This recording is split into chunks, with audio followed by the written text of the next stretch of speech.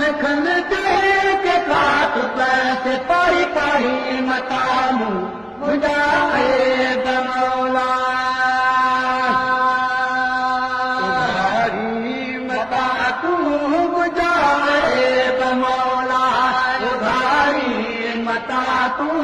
लिखन के काट पैसे पाई पाई मतामू बुझाए बमौला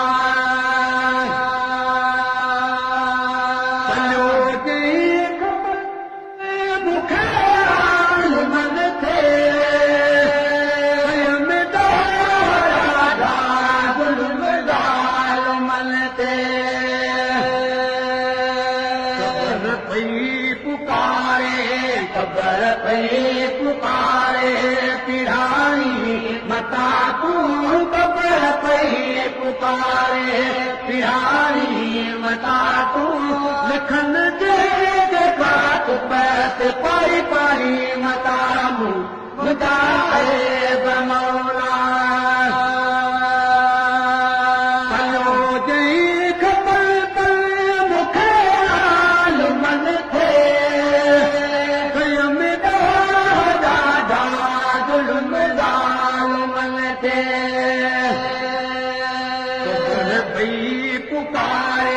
कबर पई अल्लाह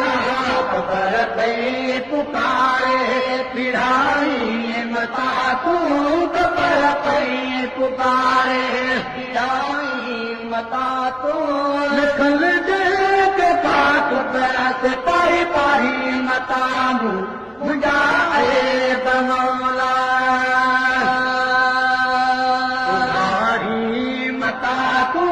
बुझाए बमौला उधारी मता तू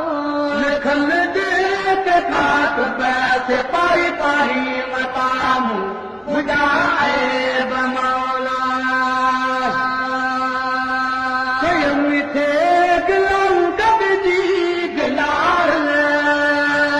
स्वयं दोहरा धावे ही दानिया स्वयं थे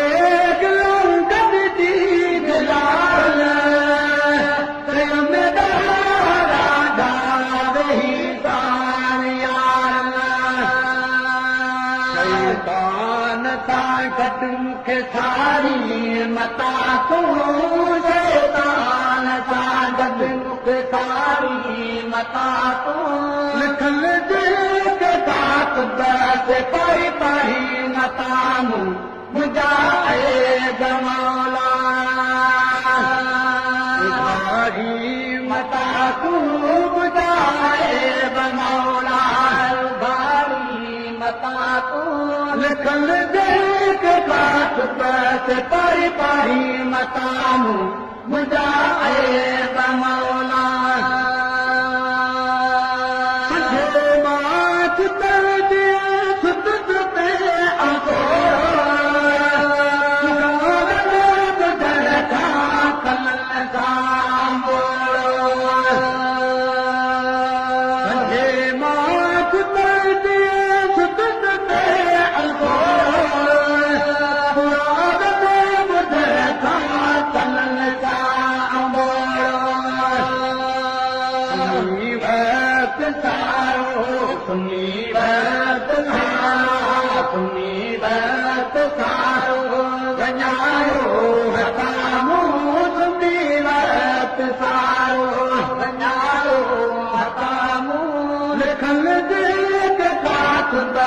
पाई पाई मतामू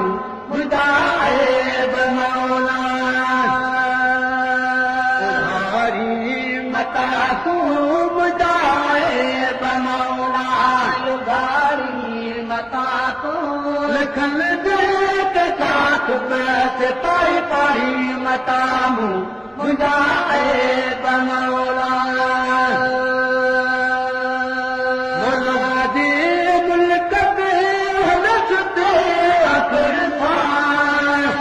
अती औरत तो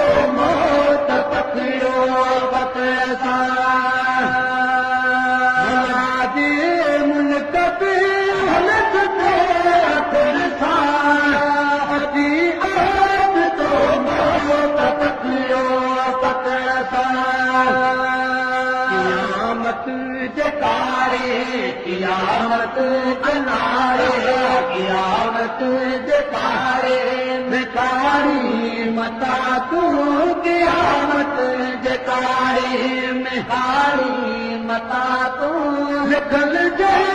कात बस पारी पारी मतामू बुझाए बमौला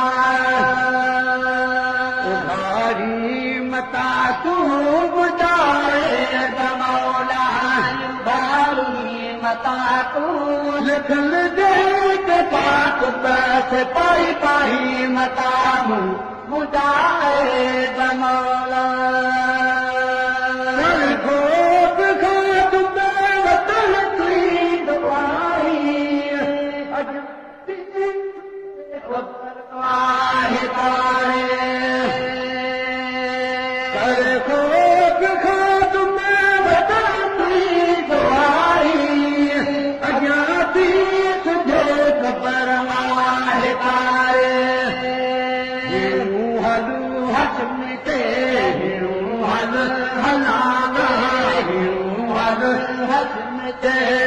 सारी मता तूं सारी मता तूं लिखल जे कात बस पारी पारी मतामू बुझाए बमौला भारी मता तूं बुझाए बमौला भारी मता तूं लिखल